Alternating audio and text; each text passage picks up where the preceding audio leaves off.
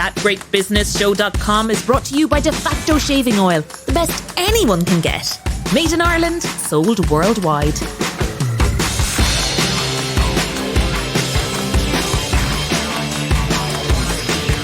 Fáilte, you are very welcome to episode 49 of ThatGreatBusinessShow.com, the show you, the listeners, say is Ireland's best business podcast. So thanks very much for that.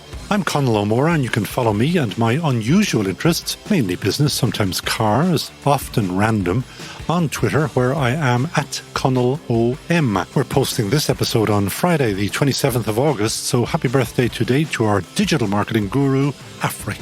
As the floodwaters of COVID recede and businesses see the damage left behind, your ever-helpful business podcast has an expert joining us to tell you of a new way to save small, ailing businesses, of which, unfortunately, there will be many. It may not be yours, but it could be that of a pal, so stay listening. And we have a woman who paints grass for a living. We only bring you the most interesting businesses after all. And we're joined by a banker turned chicken stalker who uses something called robotics as a service to make his chickens happier and healthier.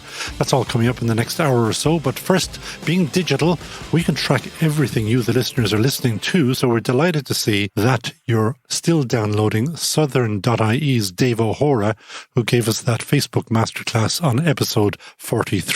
And, not surprisingly, we're also still getting a huge reaction to the Queen of Primark, Bríd O'Donoghue, and her 1-hour retailing MBA course that she gave us on episode 46.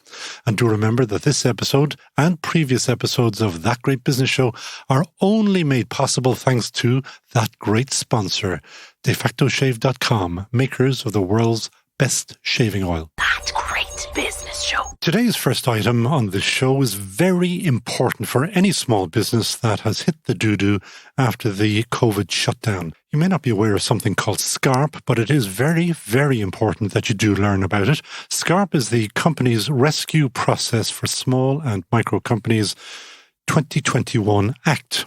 And it has recently been signed into law. The primary objective of the process is in line with Examinership to save enterprises and any jobs provided by them. However, it's more accessible and cost-effective than Examinership, specifically for SMEs. And who better to talk to us through the process than Neil Hughes, Managing Partner at Baker Tilly, Ireland. Neil Hughes, you are most welcome to That Great Business Show. Thanks a lot, Colin. Great to be back. When I was making sure that I got your right title, I found out something about you. You are head of restructuring for Baker Tilly, Southeast Europe. Yeah, that's correct. Yes, that's right. Where is Southeast Europe, and how come you are Southeast Europe? Well, it's funny, a bit of a story behind that, because I was at a conference in 2016 in Rio de Janeiro, and I got speaking to the managing partner of the Southeast Europe practice, which includes Cyprus, Greece, Romania, and so on. And those countries down there, they've got quite a few restructuring problems. It's not just ourselves in Ireland that have had restructuring problems in the last few years. But coincidentally, the examinership process had literally been introduced in Cyprus just a couple of months previous. And I got speaking to this guy. And we were like kindred spirits. We were a long way from home, as you can imagine, but two island nations. And they've had their problems like ourselves. So we just got chatting. And I said, really, I should come down to see you guys because, this examinership business, it really works very well. That sun thing is very attractive as well. Yeah, it could have been. I could have been talking to the managing partner of Estonia or Latvia or whatever, but it just happened to be Cyprus, and they happened to introduce examinership in 2015. So I explained to him that it's been a huge success. So I did go down. We started talking. We started doing some cases together, and one thing led to another. And they asked me to lead the restructuring practice in Southeast Europe. So I've been in a lot of the countries down there, really interesting part of the world, and some great people. The Cypriot people, they remind me a lot, of the Irish people. The island nation. Lovely place. I've been there. Beautiful place. Beautiful place. Like a home away from home for me now. I've been down there 25, 30 times. Wow. So it's been a real success for us. So I enjoy it. But that's not going to teach us anything about SCARP. Tell me everything you know about SCARP. The SCARP process, yeah. Say 20 minutes. Well, this is a brand new process, and it's very rare that something so fundamental would happen in the sort of the business landscape in Ireland like this. And if you want to look for some comparisons, people Anybody who knows anything about law would know that the 1963 Companies Act would have brought in a lot of things in Ireland, the first restructuring mechanisms. 1990 is when examinership kicked off, and now 2021 is when the SCARP legislation has been brought in. So it's kind of once in a career that this kind of thing will happen. And obviously, it's a really good time for this to be brought in because there are so many businesses now that have been badly affected by the pandemic. I mean, retail and hospitality springs immediately to mind, but obviously, look, there's lots and lots of others. And so the government, in their wisdom, they decided, okay, when we unwind the subsidies that have been given, that have kept a lot of businesses alive, in fact, kept a lot of zombie companies alive, actually, which we might come back to a little later on in our chat, we need to make sure that there's some mechanism that businesses that are struggling can easily access. Nobody wants to go to court. Examinership is associated with going to the High Court. And that costs money. Yeah, and immediately you're talking about legal fees, even just to get in the door. So they said, okay, well, how can this be brought in to be sort of like a voluntary process that it's handled all within the one office, the process advisor, as it's called, capital P, capital A. So the process advisor is destined now to handle the vast majority of these SME businesses. And the vast majority of companies will qualify for this because the rules are less than 12 million turnover or less than 50 employees. There is another rule, which means it's basically your balance sheet has to be less than 6 million. This is the EU qualification for a small or micro company. But if you have a balance sheet of... large company in Irish terms. Yeah, exactly. You're right there. But if a business has a balance sheet of 6 million or more, it's not going to be talking about restructuring or SCARP. Let's call a spade a spade. They can refinance easily and move on. So really, you're just talking one of those two, either less than 50 employees or less than 12 million turnover. And if that's the case, you qualify for SCARP. The name, by the way, just to talk about the name, SCARP isn't mentioned anywhere in the legislation, but it's one of these things that it has just stuck. You know, if you associate normally the word SCARP, it's associated with a mountain. Yeah. The side of a mountain, I think. Yeah, actually. It's an escarpment. Yeah, exactly. Yeah. It's short of escarpment. Exactly. So it obviously, in the legislators' minds, I think they haven't discouraged the expression because it was originally the small company administrative rescue process, or SCARP. But now the administrative is gone. They've changed the wording around. But I think SCARP is here to stay. So if you hear SCARP, you're talking about scaling a mountain, and that's what it feels like. And this is the first time that people may have heard about SCARP on this podcast. Yeah. So talk me through, because hopefully we have many, many thousands of those SMEs listening to us. What does it actually mean, say, financially? Yeah, sure. If I'm being forced into the courts, it'll cost me... Well, 10 or 15K maybe just to get off the ground, say for. And so that's now for large companies really. But this process now, it's intended for your SME business. So this could be a retail store owner, it could be a restaurant, a cafe, business owner that finds themselves, they've reopened after the pandemic. They find perhaps that the level of business that they're doing is much less than it was pre-pandemic. They may have built up a level of liabilities prior to the pandemic, which now they're looking at, and it is looking like a SCARP. They're the side of a mountain that they're looking at. Because just pre-chatter here, you were talking about the level of rent arrears, which are very chunky altogether. Yeah, that's right. I mean, I think the Retail Association or Retail Excellence, isn't it? They have announced, I think that they 80% of retailers have built up some level of arrears over the course of the pandemic. Not a hugely surprising metric, actually, when you think about it, seeing as most of them were closed for a very long period of time to keep the rest of us safe. So, no, there is a mountain of debt out there that does have to be dealt with. Some will be able to deal with it. But others may not. My first question was, how much will it cost relative to going to the courts? The SCARP process? Yeah. Well, it's going to be, there is no one answer for that because you're talking about different companies, different types of companies, different complexity. But cheaper. But from the point of view of getting past the very first stage, there's always legal fees associated with examinership because you have to petition the courts. You need an independent expert's report. In SCARP, the idea is that there is no legal fees, that there is no court. So there should be no immediate upfront cost. There is a process advisor is going to have to be engaged to run that process. But the initial upfront cost, that should be done away with. And that's the key difference. That's one of the key differences. And I'll come back to another one, which is the control of the process, okay, which in examinership, it's a far more open process whereby it's advertised publicly. The courts are a public forum. Obviously, anybody can walk into any court, including reporters, as you know. So the idea of a process, the process advisor would run it within his or her office. Okay, so it's a much more private process. And what we're hearing now directly from SMEs that we're speaking to is that they much prefer that type of concept. Well, naturally, yeah. Because people are private, and this is a very difficult time in people's lives. We need to be cognizant of that. We need to respect that. And so people certainly are thinking, they're tending towards SCARP if they need to restructure because of that reason. Also, SCARP, it's destined to be a much shorter process than examinership. Examinership now can last up to 150 days, just 5 months. The SCARP process, it's envisaged that would be done in a maximum of 70, but that the scheme would be in place by day 42. That's 6 weeks. So the swiftness of the process, which also reduces costs, that's also attractive to people. But one of the main reasons why a lot of SMEs that are struggling, that we're speaking to currently, like this process, is the fact that they would perceive what's called interloper risk in an examinership, whereby somebody maybe with deep pockets comes in and says, well, I would like to be an investor in that business, like to be in an examinership process, for example. And this, it doesn't happen very often in examinership, but there is theoretically a risk of an interloper in inverted commas. But under the SCARP process, because it's 42 days, because it's all handled privately within the process advisor's office, the perception currently is that it's going to be very difficult, if not impossible, for anybody to come in from the outside for that business. I actually don't think that that's what the government brought it in for either. It was not to create investment opportunities for investors with deep pockets to pick up small SMEs around the country. That's not what SCARP was brought in for by the government. It was with a view to trying to make sure that viable enterprises can survive, and thereby the livelihoods of the people working there are protected. That's clearly what the legislation is intended for.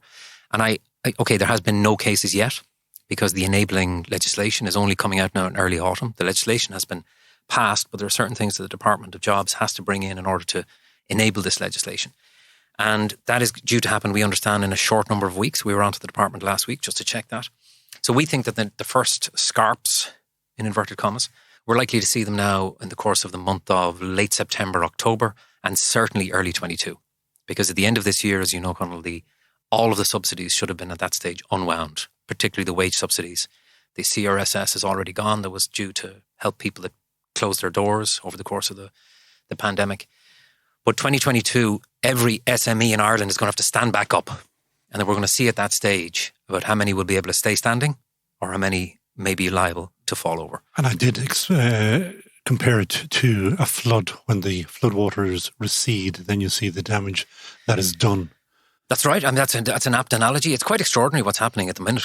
We spoke earlier about the risk that there are a lot of zombie SMEs kind of walking around our economy, but the number of insolvencies, say in 2012, 2013, they were running at around 500 a quarter, about 2,000 in the year, but companies becoming insolvent. Now, this is obviously the worst period of the initial recession, the 2009, 2010 recession. And the outcome from that was seen in 2011, 12, 13. Okay. And unemployment topped out in, I think it was February 2012, 15.2%. So that was in and around the worst time in our economy. Some dark, dark days. You'll remember those days. So, but it was running at about 500 a quarter insolvencies. That's running at 50 a quarter now. There's a 90% fall in insolvencies in the economy from peak to trough. Now, that's an extraordinary number to think about. In the middle of a pandemic with so many businesses closed, with the footfall down so much in relation to so many companies. And it can't be a real picture. The point is, it just can't be real. There are, and we're speaking to them. I know it's not real because we are speaking to them every day. There are businesses that have just kicked the can up the road as far as they can because they just cannot deal with this mountain of debt that they've brought in. They're going to have to deal with it sometime. The revenue are going to have to be paid. Anything that was warehoused, it does have to be dealt with.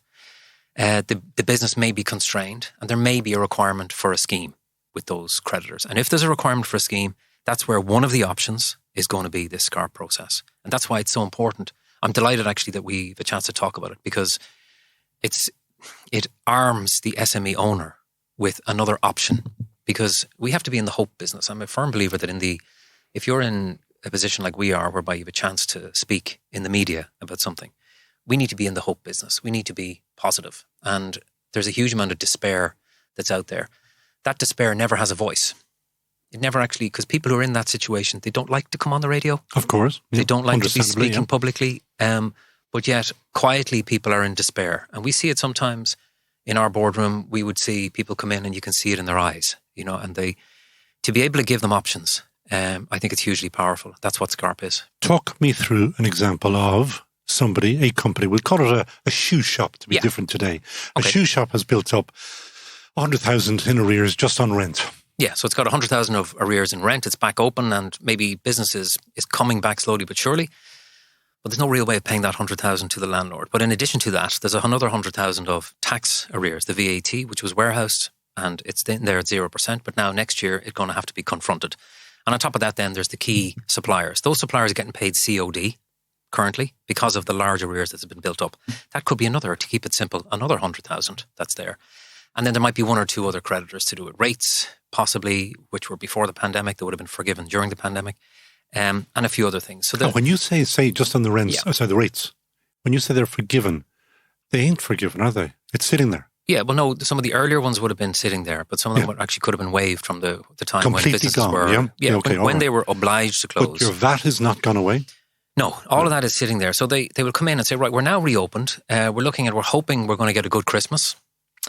But we are going to need an absolute bonanza Christmas to be able to deal with 400,000 odd of arrears that's there. It's unrealistic, actually, isn't it? You say our turnover's down because there's less people on the street and everybody's moved online and they've had to move online. So now they get their shoes from Amazon and now we're here, small business. We want to save the 5-6 jobs in our... Okay, and you can multiply, by the way, those jobs across the economy and you're going to have hundreds of thousands of jobs across the economy. But they say, okay, well, look, we would like to save our business. We could be viable. We can make a small profit every year, but we can't pay off 400 grand of debt. Just, it's not possible. So we're facing liquidation. We are very small business for examinership. The concept of going and petitioning the courts, very unattractive, but we do need help.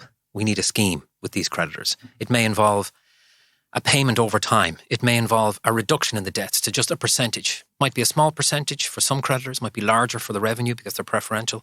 But we need somebody to advise us on how to put that together and to take it to the creditors and get agreement. And that's what SCARP is all about. So I suppose the practical reality is somebody in that situation would come in to a process advisor, to somebody like ourselves or somebody else, and will say, right, how do we approach this? What does the scheme look like? You get some advice, and then the process kicks off with the paperwork that is now being finalised in the department. It is kicked off. The creditors are all advised that the business is under this new process, that there's a process advisor in place. It is hoped that there will not be massive objections from the likes of landlords or trade creditors or whatever, because that could drive the process into the courts, and there is that provision there that in the event of serious objections, it may have to be heard by a judge, somebody who says we are unfairly prejudiced by this, Mr. Process Advisor, so we need a hearing, a court hearing. What would being unfairly prejudiced kind of imply? That they're not top of the queue? Yeah, it would mean that, for example, a creditor saying, well, look, you've offered us now, we're going to get 20% back on our debt. We're certain that if the business is wound up and a liquidator is appointed, we're going to get 40%. Mm-hmm. We're being unfairly prejudiced by your scheme. Okay. And we would like a judge to tell us that we're correct or to hear us out. And those are the situations. Now, but it is hoped, because the vast majority, and I can tell you because we have so much examinership experience, there's so few creditors vote against a scheme that's looking to save a business. And thankfully, we live in an enlightened economy whereby the vast, vast majority of business people recognise that a going concern outcome is much better than the crash outcome, the winding up outcome. And so therefore, in our experience, common sense prevails and the business survives. And we would hope that that's what we're going to likely to see now in SCARP, that there'll be very few applications to court to determine some of these issues. But there's always that possibility, and that gives you the authority to actually take it forward and make the scheme binding. So what is happening is a write-down of debt. A write-down or pushing it off. It might be a combination of time to pay and potentially a write-down of debt as well, yes. So if you multiply my shoe shop out by 1,000 or 10,000 shops, somebody somewhere is going to take an awful beating. Yep. Be that a pension fund, property owners, that's right, etc. What happens to them? Well, that is a past issue. It's an historic issue at this stage, and it's called the pandemic. So that issue has already unfolded. So if a business owes 400 grand and it has the capacity to make a profit of 20 grand a year, the losses are already there. They just have not actually come out yet. They haven't been declared yet. So unfortunately, there is going to have to be a recalibration of balance sheets across the economy post-pandemic. I don't think it has happened yet. I was going to ask, did you ever do a little back-of-the-envelope calculation? Somewhere, sometime, somebody has to take an enormous hit. Well, it may not be as big as perhaps people fear, because the government, the taxpayer, has already backfilled a huge amount of it. So to the tune of, 25 billion in 20 and 25 billion in 21. Well, let's put it another way. That's going to be paid for by taxes someday. It is. It's going to be paid probably by the grandchildren of the people in this room, for example. I mean, it's such a huge, enormous figure. I mean, we are into, it has to stop, by the way, because it's la-la land economics now, that you can just keep on, you can throw 50 billion onto the national debt and nobody really talk about actually, how is that going to be paid back? Okay, you can inflate your way out of that. And I'm not an economist, okay, but there is going to be an element of inflation will help us over the coming years. But I don't think it's going to pay the whole amount back. Don't think so. So 50 billion, that's 50,000 million euros. So no, that's very serious. But there's no reality to that sort of economics continuing forever, as Greece has found and so on, and various other countries. So that is going to, I've no doubt, I think Pascal Donoghu's a fairly conservative sort of fella anyway. So if he is there at the end of the year, I would imagine we are going to see the unwinding of those subsidies. What else should an SME know about this SCARP Act? Because I was going to call it legislation, it's now the Act. Yeah, it's the Act that's in. I think what they should know is that this is a 6-week period is what people are talking about. There's a short, sharp SCARP is what we are talking about. A short, sharp restructuring phase for that business, whereby they remain in control. The business owners remain in control. They employ a process advisor to put that scheme together. And at the end of that, the idea would be that the business has to be demonstrably sustainable. And the onus of proof is on the process advisor to be able to demonstrate to all of the stakeholders, the suppliers, shareholders, everybody, this is now on a sustainable path, taking into account the new sort of macroeconomic picture and customer behavior, consumer behaviors.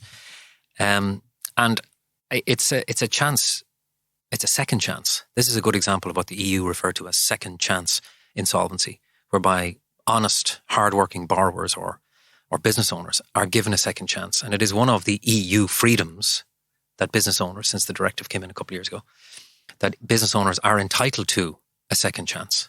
And that's what this is. It's a second chance for business owners. And I just hope that a lot of business owners will, having listened to ourselves speaking today or listened to other commentary in the media, that they will realise that there is that option available to them. Because the more people are talking about it, the more normal it becomes.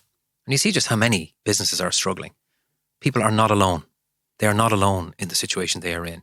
There are tens, if not hundreds of thousands of businesses in the same situation. So if we can deliver that little bit of hope today, I think it'll be a positive 15 or 20 minute chat. Good. Legislation normally is based on precedent from somewhere else. Has somebody tried this before, some other country, do you know? And has it worked? Yeah, it works really well. I mean, for example, the voluntary administration process in Australia be very, very similar. And it works all the time. Very similar to Chapter 11, but there is a court involvement in Chapter 11, although it's much more straightforward and much more routine in the US. So for that reason, about a quarter of all businesses that become insolvent enter Chapter 11 in America, whereas in Ireland, only 2% of businesses enter examinership or have historically entered examinership.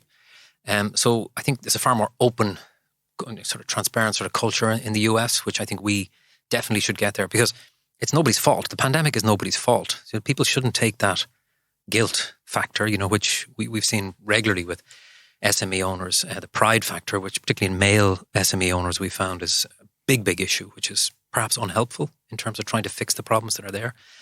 So, but there are international precedents, but Ireland is seen as leaders in terms of restructuring. It's no reason that, for example, Norwegian Air would do their restructuring in Ireland. That's a turnaround. Yeah. And I don't mean Norwegian Air, but the fact that we're actually leading, because we were so far behind at one stage. Well, absolutely. But no, we are seen as, in terms of company law issues, like that's why, for example, we spoke about Cyprus earlier. That's the reason that the EU copied the Irish legislation and brought it in, because they said, no, actually, that's a very enlightened way to approach things from a European perspective. We're not going to copy the UK system, the German system. We're going to copy the Ireland system for Cyprus. And now with the new directive I just mentioned, they're going to do that around the rest of Eastern Europe. And that's very positive. So no, there are those examples around the world. They do work. And I've no doubt that, given a fair chance, SCARP will work too. That's very good news. So, first steps for the SME owner who is in the doo-doo? Yeah, we'll contact an advisor, contact a restructuring advisor. And Baker Tilly, I believe, is open for business, isn't it? Well, thank you, Conal. But listen, I mean, obviously, look, we would consider ourselves to be at the forefront of this sort of work. That's why you're here. So certainly we'd be able to help anybody. But the key thing is to talk to somebody who you would trust and get talking about what does SCARP, how could this work for us? So, because people need light at the end of the tunnel. It doesn't work. If you think that you're just working for creditors and there's nothing in it for yourself or your family or whatever, it doesn't work. You're more than likely going to do something else. Okay. And that business then will be lost. The jobs in that business will be lost. The community, the benefit that business has to the community will be lost. The shoe shop, for example, just to give somebody selling children's shoes in a community. That's what we're trying to protect here with this. So, take advice, consider the options, weigh them up. And if the SCARP is the right process for you, well, then certainly our recommendation would be it's got a really good chance of working for a business that's suitable. Final question, and I think you know what I'm going to ask you because we ask every guest this question. Oh, yeah. Who would, nothing to do with SCARP now, who would you hire in a heartbeat? Oh, yeah, okay. So, yes. Well, I tell you, when it comes to recruiting people into Baker Tilly, we've got a couple of key kind of principles that we would look to. The first one is positivity. Now, you're probably not surprised by that after our conversation here because you do need... It's very, very, very important. Absolutely. You do need to be so positive in terms of the situations that we come across every day. There's any number, there's 15 problems you can come up with for a business that's in there, right? We try and look past that and we say, okay, well, give us the one good reason why this business should be saved. And that kind of turns the conversation. So positivity certainly is something we'd be hugely... Look, work ethic, very important for somebody, okay? And then also the ability to engage with people. Okay, so the ability to, especially post-pandemic, once we get past Teams, task completion on Teams or Zoom, that whole world of tick, tick, tick, tick. So hate it. I hate it. I'm so done with Teams and Zoom. That's why we never do it on That Great Business Show, I can tell you. Yeah. Because nobody wants to listen to it. No, listen. I mean, look, frankly, it doesn't work. I mean, most people's business is about relationship building, and that means getting out in front of your Neil Hughes, who is your hire in a heartbeat? Oh, sorry, your hire in a heartbeat. So I'm struck by is, our recent Olympians, the gold medal Olympians that we have, they would display, a lot of those guys and girls would display the sort of characteristics I'm talking about. Yeah. They're obviously hardworking, magnificent work ethic, okay? But also the positivity they showed. Yeah. And the fact that they're able to engage. You can just imagine somebody like that, the ripple effect it would have throughout your workforce. So if you've got an Olympic gold medal and you would like a job in restructuring, please give us a shout. Now, I'm being slightly facetious, but you know what I mean as regards the type. I have never had such a long answer to what it is. Because, still haven't given me a name. Oh, it's actually an actual name. An actual name. Okay. One of the Donovan brothers. Okay. They'll do. Yeah. The bearded lad. Yeah, absolutely. Yeah. No, I know he's in medical. He's a very senior kind of medical qualifications, but Paul Donovan. There it is. Okay. Yeah. Skibbereen. Listen, thank you so much, Neil Hughes, Managing Partner at Baker Tilly Ireland. And anybody who wants to find you will find you, as I say, at Baker Tilly. And his name is Neil Hughes. Thank you so much for joining us on That Great Business Show. Thanks, Colin. ISME is the independent SME association, looking after the interests of all types of businesses across Ireland. ISME membership includes invaluable HR and general advice, training, promotional tools, members' discounts, events and networking with fellow SMEs. ISME membership starts from €195 with easy pay options. ISME. Join today at isme.ie or email membership@isme.ie. De facto backs your business, so please back them by buying the world's best shaving oil, defactoshave.com. And as creator Tom Murphy keeps reminding people, it's a shaving oil, not a beard oil, so it is for everyone that shaves. And that's why he says it's the best anyone can get. Subscribe today to That Great Business Show on your favourite podcast platform, including Apple and Spotify. Now, the next time you're at a pub quiz and you're asked, who was IAMUS, you can shout out that he was the god Apollo's son. Or you could say it's an AI and robotics agri-tech startup because both answers are correct. Based at Nova UCD, which is the hub of innovation-related activities at UCD, IAMUS Technologies has developed an autonomous robot tool called Gallus that works within chicken houses to constantly monitor key welfare and environmental variables in the chicken shed. And this allows farmers to make data-driven decisions to improve efficiency and sustainability outcomes, while also improving the biosecurity and animal welfare of the chicken flocks. But before we start talking chickens, I have to ask my next guest, former investment banker Shane Kiernan, co-founder of IAMUS, how the flock he got into poultry. Well, I actually like to just think as well about that pub quiz. By the time IAMUS becomes a name, we're going to be $1 billion company, so everyone should know the origin of IAMUS by that time. No, but back to my own background, it really was a sort of circuitous path into poultry. I was involved in an agricultural startup in Nigeria, growing tomatoes and helping tomato farmers in very remote Nigeria, basically deliver more. No. Go back further. You were a posh city banker. Yeah, if we go right back, I guess I did my undergrad in UCD. I did business and law there, and then went on to do a Masters of Finance then in London right after that, and went into investment banking with Deutsche Bank as my first job in debt capital markets. Sort of led a path there, then went to work for BlackRock doing real estate private equity. And I mean, I called the top of the market back in 2006 with my joining. So in the worst sense. Oh, not in, you didn't catch it, you caught it. Yes, I caught it right when everything sort of had reached its peak in terms of valuation, and then kind of fell off from there. But did banking for about 3 years and then caught up in the 2008 crisis.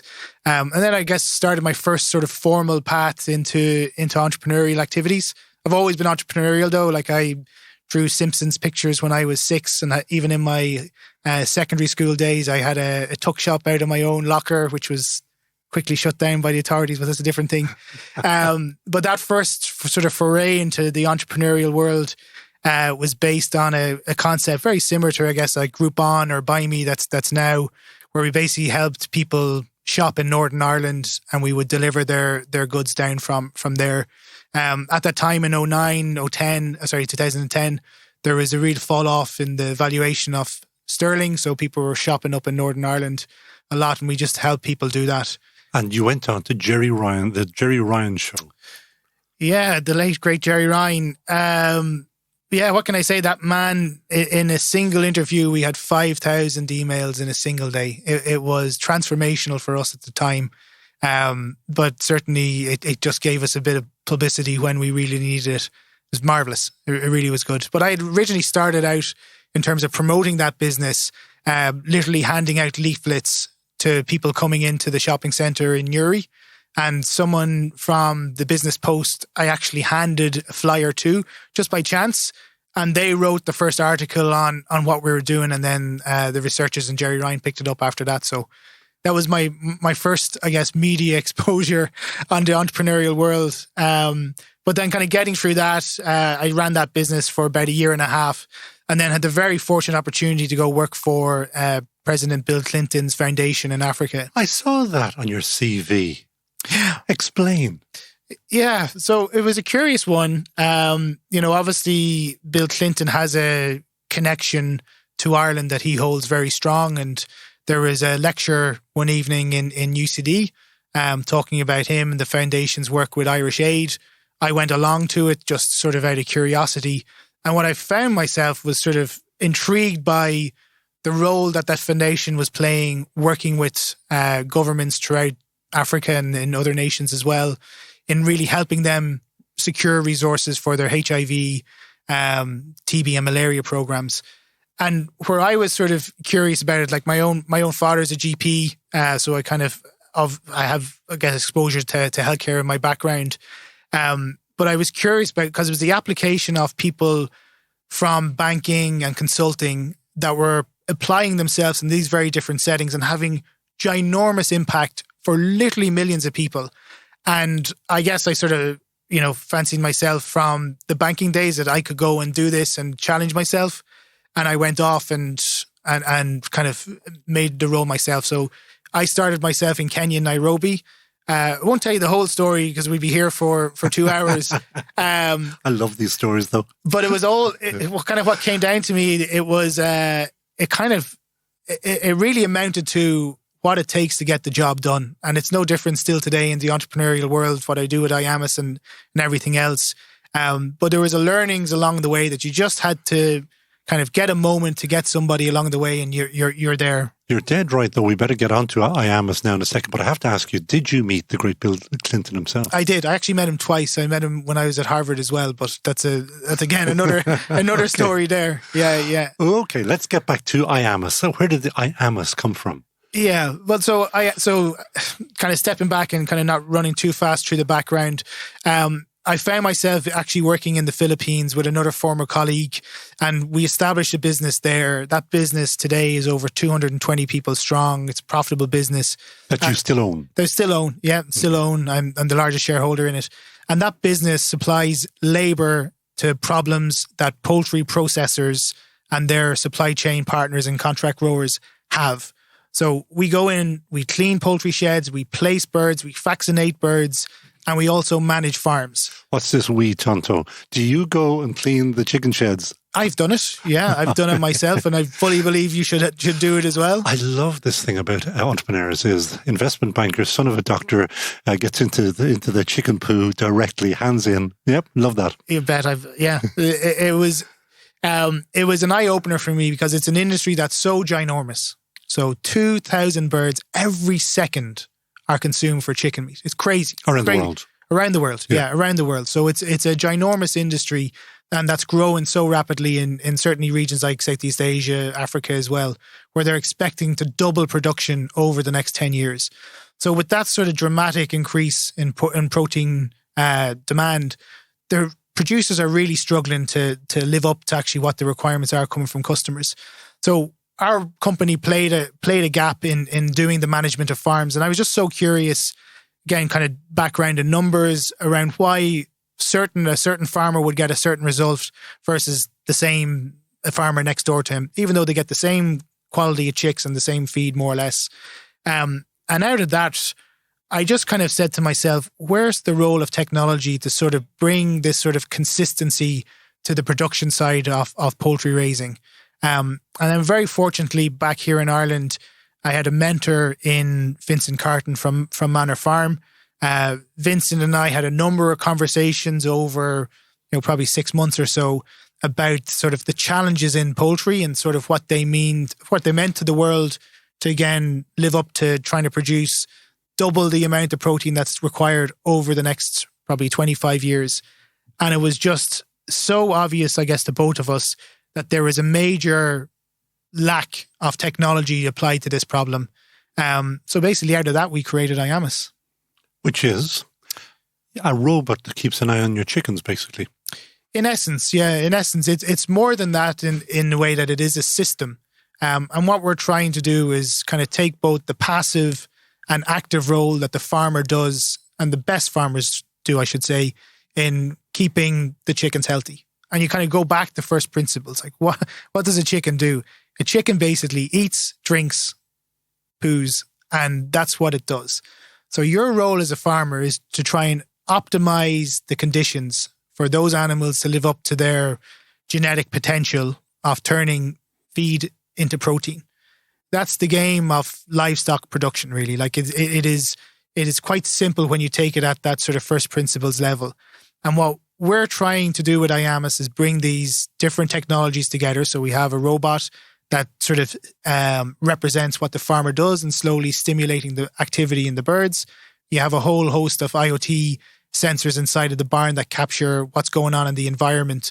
And we're taking data from those sources and basically coming together with what recommendations do I need to give to you right now that ultimately brings about the best sort of intervention for the birds. Battery hens only, or free range, or organic, or... Yeah, so there's a number of terms there that you kind of put together. We're focused on broilers, which are the category of chicken purely for meat. So we're not looking at hens for eggs. We're focused purely on that meat sector. But within that, you have free range and you have different sort of organic.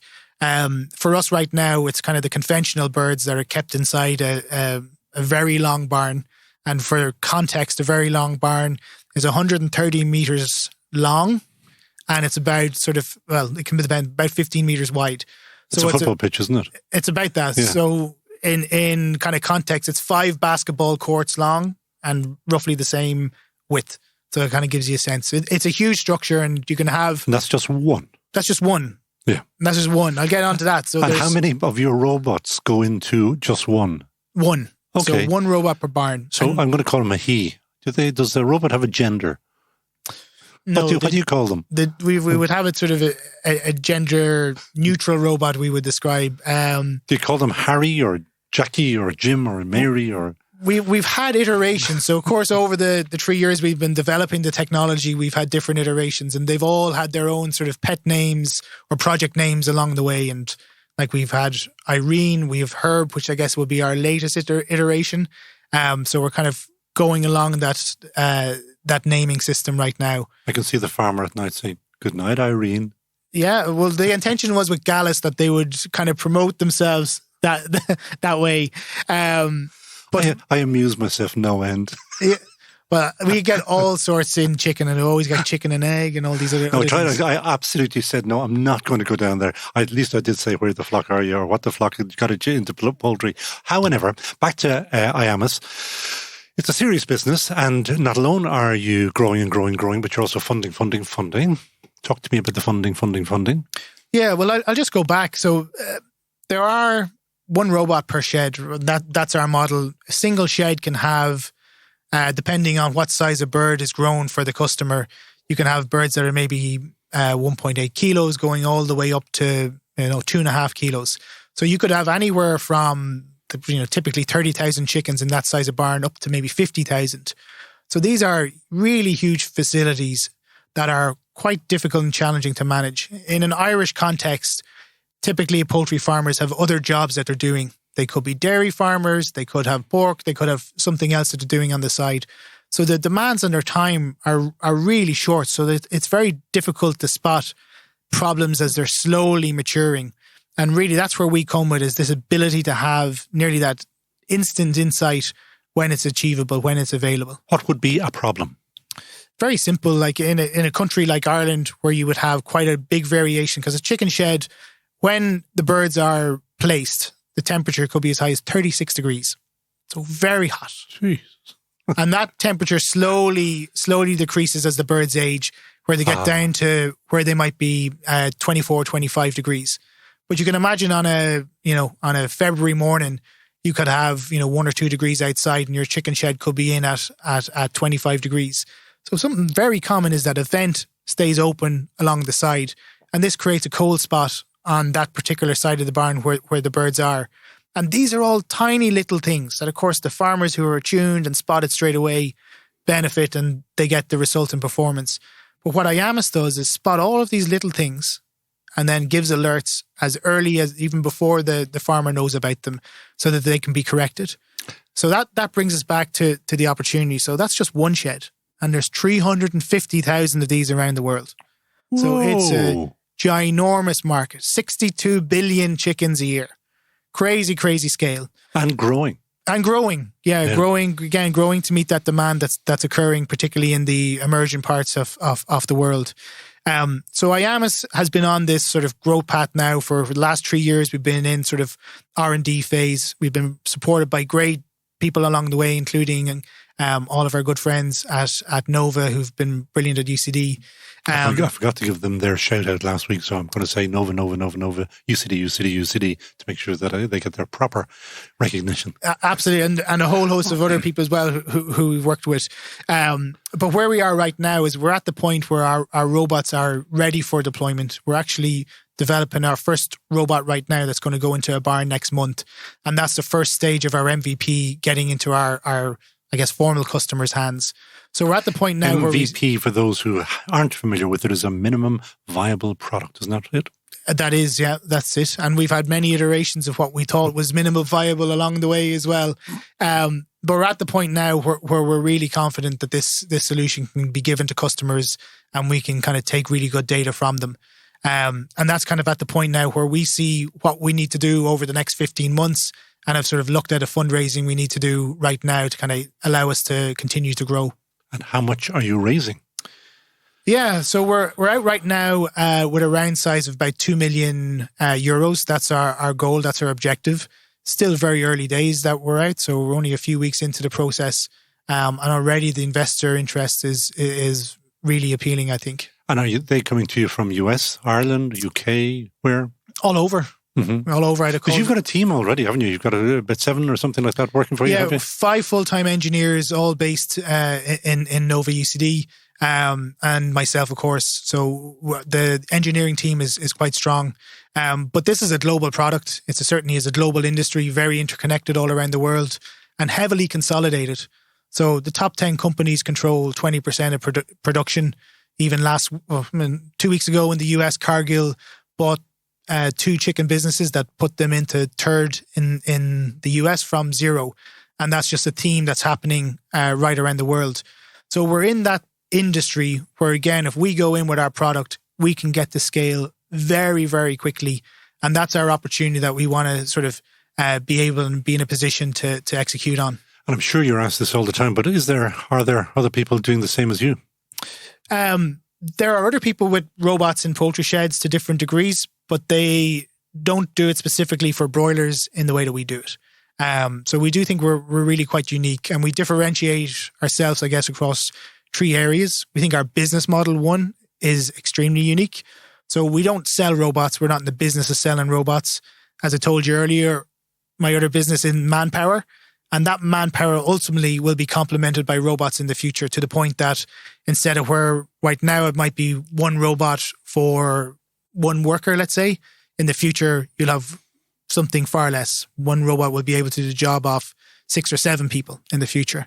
And our business we're in is robotics as a service. So we don't sell a robot. What we do is sell our solution, sell our value to our customer, and we never get in the position of having to kind of come back and try and sell a robot 2 years later. One of the problems with that, though, is it is a funding business as well, so you have to fund that. Correct. The good thing is I'm a former debt capital markets banker, and well, you may well be, but you still have to find the cash. Yeah, that's very true. And I think where we're going is we see that as actually a huge opportunity, to be honest. I think where we would be able to have our own robots under our own inventory, manage that really closely, potentially look at other ways of financing that inventory and give that value back to our customers is something that we see is, for us, a competitive advantage. I love the hockey stick on the pitch decks always. Yeah. The hockey stick being an enormous pickup in sales.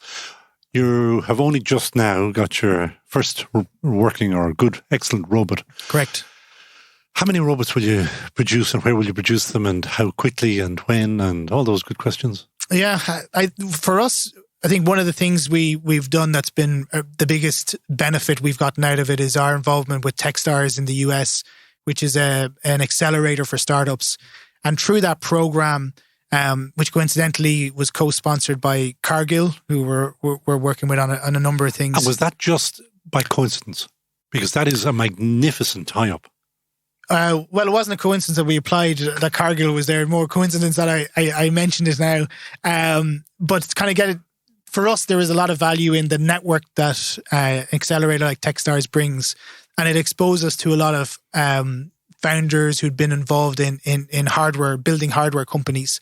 And already we see, there was an announcement last week where Toyota are saying their own supply chain is impacted by chip shortages. We know that's a critical element we will have to meet what we would expect as our sort of delivery of robots in the future. Are you saying that you're going to have chip problems as well? Everyone is having chip problems. So it's how you de-risk that for our supply chain. And kind of getting back to where we see our value being created, we expect to have 3,300 robots operational by the end of 2025. That's a lot of robots that need to be produced between now and then. Where are you going to produce them? To be determined. I think that's still part of the story post this round. Shane, you can't just be sitting here in front of me saying you're still determining it. You must know. Well, they may not be manufactured here, but you must have some location. Yeah, Korea. So it will be. I'm throwing that out. I don't actually know at all. So for us, it's not about specific regions where it makes sense to be based. We look at where our customer has the right profile. So for example, we're looking at the US market. The US market, very big chicken market. So we're likely to have some assembly directly in the US that will take on the US production side. And for customers that are in Asia, it's likely markets like Thailand or Vietnam where we would have assembly then. But for us, it's about where do we bring the components together? And in the case of what we're doing right now, building all that in Ireland, it's something that we couldn't probably scale in Ireland just given the expense of putting all of the different components together. I think assembly is a really big side that is kind of consumes a lot of resources when you look at actually the cost of these devices. It sounds to me like you are going to have to go for a very big funding round sooner rather than later. I know you're funding at the moment, but you're going to have to go for a big one. Yeah, certainly. And I think that's part of our story. Like I was very genuine in thinking that this is a €1 billion business, without a doubt. Like we see a path to being at 100 million revenue without actually too much difficulty considering the size of the market that we're operating in. And no different than some other founders who've gone the path before us in creating sort of big businesses out of Ireland. We see actually that there is a lot of appetite for companies that sort of have that traction and have that trajectory, and we're no different. So kind of raising that type of money, it kind of comes with the territory that we're going to need to be global. We're going to need to find investor base, not just in Ireland, but likely in the US. That doesn't in any way, that really appeals to us actually, because the size of the opportunity is ginormous. What could Team GBS, our listeners, do for you to help you? Yeah, we are raising right now, and that round is certainly has interest from the US. But we do want to speak to people who are interested on the Irish side of investing. We're working with IFAC, who are helping us as well with our raise. So if there's private individuals who think they can help, we would love to have a conversation with anyone who think they would be interested in supporting us. And they will find you at Nova UCD, and the company is IAMUS. Final question: who would you hire in a heartbeat? Good question. So I guess one thing I'll start off by saying is we wouldn't hire anyone in a heartbeat. So one of the things we're trying to do at IAMUS is really build a good culture around our company and what we're trying to do.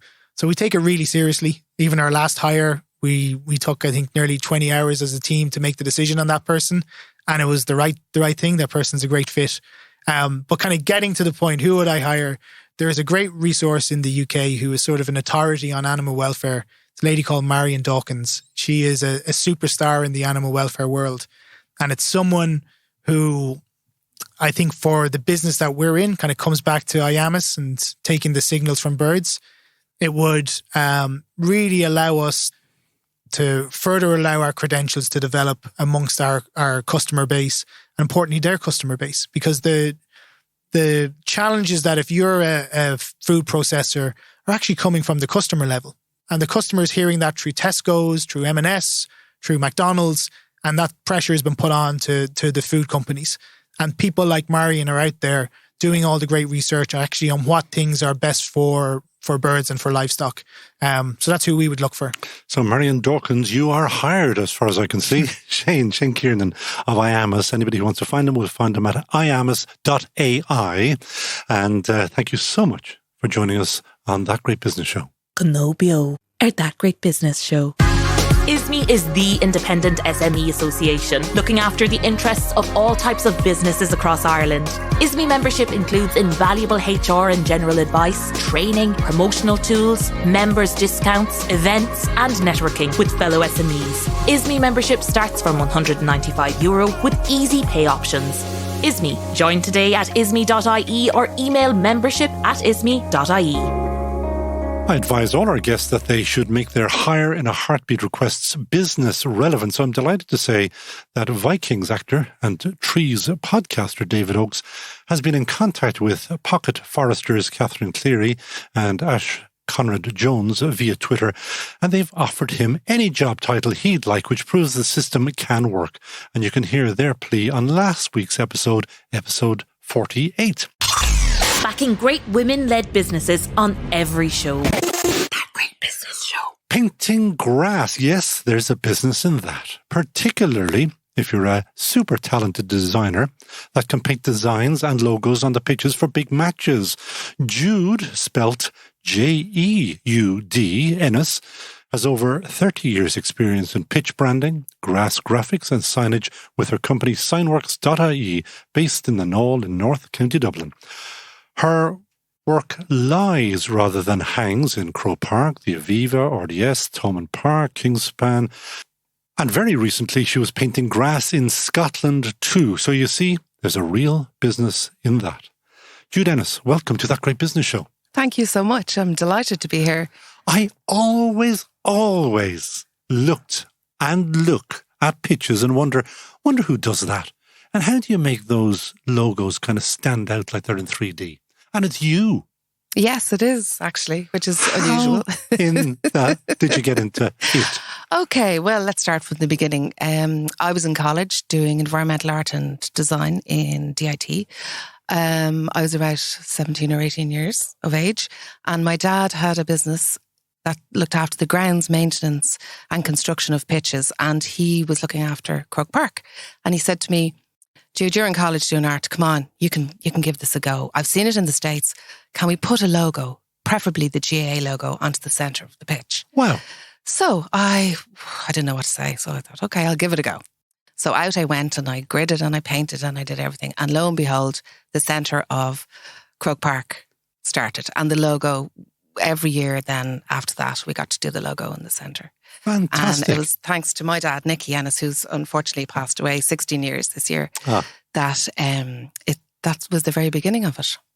And how long does it take to paint the centre of Croke Park with the GAA logo? I would say, nowadays we have to do it over 2 days. So we'd outline if the match was on, say, Sunday afternoon, we'd outline on a Saturday, and then we'd come back in on the Sunday and we'd infill. And in the morning, I presume? In the morning of the match, make sure. How early? Probably around 8 o'clock. And if it's raining? We pray it's not. What happens when it's raining? When it's raining, it's a little bit more difficult. We have formulas that we make up for paint. So it's not just a specific paint that we use. We formulate it to match with the weather conditions. So we make our formula of the morning of the match to make sure that it will stay. So you start with the GAA, you start at the top with Croke Park, and how do you expand from there? Well, we went to a trade show over in the UK. And who's this wee tonto? My dad, sorry. Okay. My dad, Nikki and I. And my mum as well. My mum was in the business too. Muriel is her name. But we went over, Dad and I, to a show in the UK, and a man from South Africa wanted to meet me because he said, I've got a great new idea. Are you interested? I was like, okay, come on, tell me. 3D. We can put it onto pitches in 3D. That's the stuff that I want. Exactly. Now I know. He said, I know you've done it. I've seen what you've done in Croke Park. Would you be interested? This lad from South Africa has seen your work already. There you go. You were chuffed. So he said, would you be interested in looking after Ireland? And I'll look after the UK, he said to me, obviously, and Europe, but we need somebody in Ireland and we know you can do it. So would you be interested? And Dad and I were looking at each other thinking, this is so exciting. So anyway, we came back and we didn't think too much about it. And we thought, we're not sure if it's going to happen or not. But anyway, down the road, I was setting up my own business then at that stage. And I was looking for my business plan and I was looking for his card. I found it. And before I rang him, he rang me to say, guess what? We've got a match. We've got a match and we have a potential logo. Are you interested? So that was the start. But you were not going to go into signage or sign writing or anything like that? Not necessarily in the beginning. You were a designer. You were a clothes designer. I did clothing and yes, I did fashion. And then I went back and did graphics. So I had a background in graphic design. Did the clothes not work out, or is it just too difficult? Or I specialised in children's wear and I worked for a company and I wasn't very happy at the time. So I decided to go back and do something else. Okay. An eternal student, huh? So you get into graphics and then, so on to your 3D signage. What was your first match with 3D? We did Royal Bank of Scotland or Royal Liver Assurance. Sorry, Royal Liver Assurance was the first, I think. Looking back, it's a long time ago now. I'm nearly afraid to say, but it is a long time ago. And we had to make the stencils for it. I gridded a lot by hand for large scale, and that's the way it went from there in the beginning. And how does it work visually to make me think that it's popping up? And it's got even better more recently. I've just noticed, like it's almost standing out. I'm saying, you'd almost say to the lads, be careful now. You don't tackle over there because you're going to bang into that. Yeah, we have camera angles. We pick one particular camera and there's a lot of calculations that go into it, and we make stencils. I don't grid by hand, or I do sometimes, but not very often. So it's mostly stencil work. So all the work is done prior to arriving on the pitch so that it's nice and easy. Obviously, stadium managers don't like you walking on their grass. We have to walk. Do they mind you painting their grass? Okay?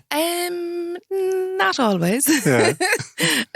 But we're okay. We have an environmentally friendly product. So we're really safe. And when you're done, do you have to then go off and scrub it off again, I presume? Oh, absolutely. Oh, yeah. Once the game, it depends on the match, but usually, yes, we do.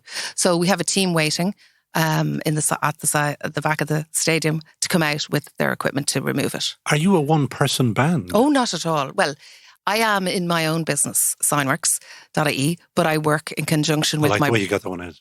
Yeah, Signworks. She's selling.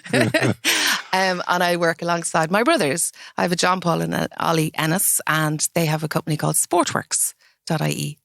And is that a WORX or no, WOKS? KS. So Signworks, KS, and Sportworks. And what does Sportworks do? Pitch construction, maintenance. They have an online shop, still agents. It's worth a look, actually. You are a real entrepreneurial family. Now, We are. sorry, see, I go off on little tangents here because things that I hadn't known about you. Let us stick with my little 3D jobby. Yeah. So is 3D more difficult to put on than your standard centre of pitch logo? Well, it's a much larger graphic. Is that because it has to be for the camera? Exactly, from the angles. So we have to, it's obviously the calculations are done and the angles are quite long, and it can be very distorted looking visually on the ground, but Yes. on from camera angle, it's perfect. And I presume that you get paid even more for a 3D logo. Possibly. So you love those. I do. But if you are, so how many people are working in the pitch signage business? So we'll say with my brothers and I, and we have a good lot of crews. So we could have up to 20 people. Okay. That's a solid business. Yeah, it's And you were up in Scotland, and do they all travel up there, or do you have people up there for you, or? Yeah, well, no, we actually travelled over. 4 crew. We can turn around 3 logos in 2 to 3 days with 4 crew. So that's what we did. And do you, when you say 4 crew, how many cars are involved? I presume that do you truck it up, or? We get couriers. We'll get the couriers to send over all the equipment we need. And are we talking about gallons and gallons of paint? Yeah, a good lot. And then we have to mix our formula before we apply it to the pitch. Okay. So, and are we talking about, when you say paint, you're not talking about house paint? Oh, absolutely not. Oh, no. It's actually, I suppose you could call it a line marking fluid or a product, but most people don't understand that, so that's why I call it a paint. And have you got a problem then with the time of year? Because matches invariably happen in drier, warmer times, not in the middle of winter, which possibly is good, but it means that there's a lull, is there? Or what do you do during those lull times? Okay, so we'll say we have Autumn International starting now. So this starts as a busy season. Luckily, Croke Park, I might be doing some work there next Sunday week, which I'm very happy about for the ladies. And are you not chosen for all of them? You're not their go-to for every match, no? Oh, I would hope so. Oh, good. Yes. Okay, yeah. But yes, during the winter time, we're quite busy. And then obviously not so busy then for summer, for me particularly. So I have my other side line, or my other string to my bow, which is signage. So I manufacture signs or shop fronts or any sort of branding to do with signage. And I'm going to stick with the grass painting. How many, if 2, 3, 4, 5 people ring you looking for the thing on the same day, there are only so many. It's only one of you. I mean, at the end of the day, or have you other designers, or have you? Yeah, we have. Well, there's 3 of us in the family. So Ollie, JP, and I. So we are all able to organise. They can do the designs. Oh, absolutely. Oh, no, they can do the painting. Easy, so. No, it's years and years and years of. And what is the most difficult thing that you do on the grass? Because I know what signs look like, but on grass, yeah? The most intricate type of logos we've done in the past, there could be a lot of shading. There could be a lot of different types of graphics that are very small and distorted, things like that. You know, marketing managers go nuts to make sure that the colour of their logos are the correct colours. She's smiling benignly and knowingly. Have you had a lot of difficulties over the years with people saying that's the wrong colour blue or red or whatever? Well, no, because I make sure it's the correct colour before we get out onto the pitch. But you're painting onto green. Correct. And it could rain, as I mentioned, or maybe even sun could distort it. I don't know. Yeah, no, rain does. And we have an issue with rain, obviously, because it'll wash it down into the ground. So we can't... And is that a bad thing? Does that wreck their grass or their ground? Oh, absolutely not. No. We use environmentally friendly product, so we've no issues with that end of it. We do have issues with the fact that the logo will look a lot more faint than it should do. And does that mean a phone call and you're not allowed to go out at half time and touch it up? No, I have a lot of, we'll say there's a grounds person and there is a sponsor and me in the middle, and there's a lot of camera angles and chats. But we do our best. But no camera shots of you talking to the brand manager? No. Animatedly. How big can it go? Or are you trying to grow? No, I'm happy with the way I am for the moment. However, there are areas... You're happy because you have more or less have a stranglehold on this. I wish. No, I tell you what, I would love to start painting, and we discussed this before in Dubai. I'd love to start going to Europe. There was, up until, we'll say a couple of years ago, there was a copyright on 3D that we couldn't do it ourselves. Because of the South African guy, is it? Exactly. Okay. So we had an issue, and I distorted a logo once for Electric Ireland in Athlone for an under-20s match, and I got into a lot of trouble. Did you say you distorted? Correct. I distorted it. What does that mean? So we'll say the logo, it comes in, a square format. Yeah. I distorted it to make it look like 3D. Okay. Colleen Donna. Yes. And didn't Mr. South Africa find out about this? Yes, unfortunately. How the hell would he find out about it? Well, you won't believe it. You will not believe it. Some fellow was on holidays for the weekend at a hens, not a stag weekend, and happened to be looking at RTE and spotted it and got onto the guys in South Small Africa. world. I know, isn't it? So anyways, have you now sorted all these problems? Yes, we have. Yeah. What was the solution? Do you now own 3D painting, or you can only own it? No, you can't. We could technically paint 3D ourselves, so it's fine. We always did. So what do you do that he had a hold on that that you couldn't just go out and paint? Oh, he had the copyright and the patent of the actual 3D painting on a surface of grass. We'll say. It's very complicated. Don't ask me anymore because it's too complicated. That sounds weird. It's like saying, I have a copyright on painting my house or something. It is strange, yeah. But so anyway, it is there, but it is now gone. Yes, as far as we know. So that's where... That's not a very legal answer because he'll probably be listening to this podcast. He says, that's not going to happen. Yeah. Well, let's hope. Fingers crossed that we can expand and we can get a little bit more... And you said that you'd love to go to Dubai. Why Dubai particularly? Just because it's sunny, or? Well, I just think I've been to Dubai before, actually, but I'd love to go there to work. Okay, why not? What about Twickenham? What about the other big Wembleys? You haven't cracked those ones yet? Not yet. No, they are looked after by a UK company. They look after the branding for the pitches. Could you muscle in on them? Possibly. Is it a price issue? Hardly. I mean, it can't be a massively expensive thing, is it? Yeah, I can't answer the question fully because there's a lot of complications to it. Try me. I'm always interested in people's businesses. What would the issues be? Like they have arrangements with the FA or with the Rugby Football Union or whatever? Yeah, I would say so. And then they never tender. Is that what you're trying to tell me? Well, they don't seem to tender our way as much as I'd like. Okay. Unfortunately. But I'm sure of course they're out of the EU because there would have been a time where the EU might have had a look at that. Where else would you like to go? I suppose all of Europe and the States. Why not?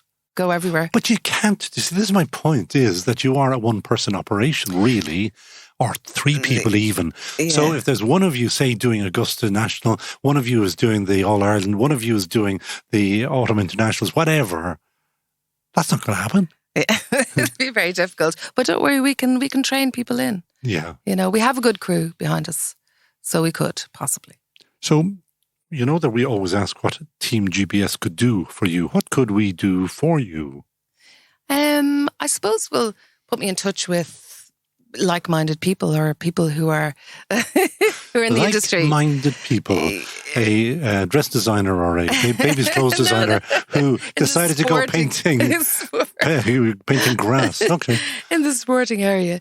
Like you were telling me about the company who's... Up in Sligo, Yes. SIS. Exactly. Yep. Well, we would. But you're already, as I mentioned, you're in Croke Park, the Aviva, the RDS, Thomond, Kingspan. You were up with the American ambassador. You were in Argillan Castle. You're not exactly shy of locations. Is there a finite number of things that you could do? No? No, I don't see. There's always another opportunity, and there's always something for branding. I'm looking at golf clubs at the moment. I have branded golf clubs for open days and things like that. Is that affordable? So I can't figure out. Oh yeah. Are you expensive or are you? Budget-wise, it depends on. Like obviously, international rugby matches are a completely different ballgame to a local club that want to advertise or put up their logo for a specific competition they have. You mean you can charge way more for the big matches? I presume that the demands are much, much, much bigger for the internationals. Yes. Yeah. Okay. Absolutely. So actually, I must ask you before I forget it. On the internationals or any other one of those, that when the fellas decide to travel along on the ground and they get themselves covered, does that really cheese you off? I was going to use another word. Yeah. When they actually remove your paint and they put it onto their kit. And the kit man goes crazy. Yes, it's not great. I do. I watch all the matches and I stand up screaming at the TV. But not for the teams. You could stay, stop, don't go near. But you also, I presume, because I know I have a background in TV production and stuff, and I know that those TV angles are very important. Yeah. And you know who's the worst one? The French. Do you ever see them with product placement? You have a bottle of Coca-Cola and they zoom in on it. That's amazing, isn't it? I wonder who got paid for that. Exactly. So back to somebody who's listening who would love to brand their golf club for an open day or for Captain's Day or whatever. Yeah. Is that expensive? No, not too expensive. It depends on their budget. Hundreds or thousands? Hundreds. Really? Yes. That's not bad. But depending on size and intricacy of logos and things like that. But it's very doable. Affordable. Exactly. Okay. So sorry, I went back to you. We're going to introduce you to SIS up in Sligo because I've had him on a previous radio show twice, I think. A very nice man. Who else would be of interest to you? What are the big stadiums or stadia, if you want to be proper, in Ireland that you're not in? Anybody there? Windsor Park? Have you done that yet? No. Up in Belfast? No. Not. Oh, actually, yes, we have done Windsor Park. Okay. I think you probably covered all of Ireland, have you? I would say so, and even cricket grounds. We've over the years, like it's over 30 years that I've been. And what is painting. the introductory method? Who introduces you to whom? Who's the key person? The door, the gatekeeper, as they say. Well, we say the sponsor will contact us and say, look, we're coming up with a match or whatever they have, an event. Would you be interested in quoting for this? So that's the start of it. And then I'd go meet up with them, go and have a look at the But venue. you get all the big ones, so you must quote very well. Oh, I'm sure we do. Is there competition in Ireland? Have you got other people? The people that you hate? Well, there are sometimes, there are people who paint logos on pitches, but I don't know them, and they might do one or two. But when you're over 30 years in the industry, you kind of love it. You are the queen, is what you're saying. The queen of signs. We have one final question that we always ask every guest, and that is, who would you hire in a heartbeat? Could I pick two? Of course you can. You've gone way beyond that. Yeah. I'd like Robbie Keane, number one, and I'd like Paul O'Connell, number two. Is that just because you like them? Because they have to be relevant to your business. No, they would be. They're both in the sports industry. I think Robbie Keane is fantastic. He also looks after the Irish guide dogs. He's an ambassador for them, and I've puppy walked for the guide dogs as well. And Paul O'Connell, because he's he'd have fantastic contacts in rugby and the IRFU, and I'd love to play golf with him. Okay. in Balbriggan, a golf club. Paul O'Connell, you're not being hired in a heartbeat, you're hired for a round of golf, as far as I can make out. And Robbie Keane. Okay. Okay, Very well, we'll see wonderful. whether we can organise that for you.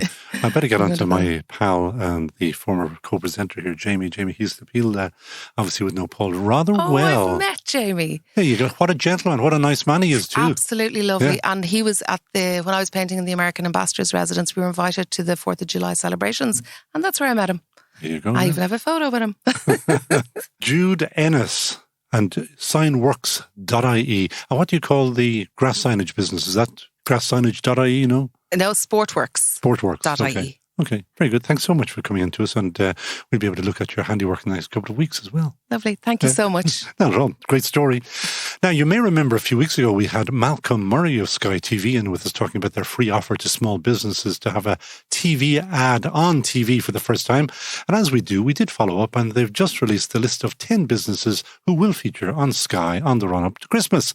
And they are Louis Copeland, Baby Elegance, Macaulay Pharmacy, Inua Hotel Group, Golden Bake, Aliso, Kylemore House, Tri Equestrian, Craft Butchers of Ireland, and Tours America.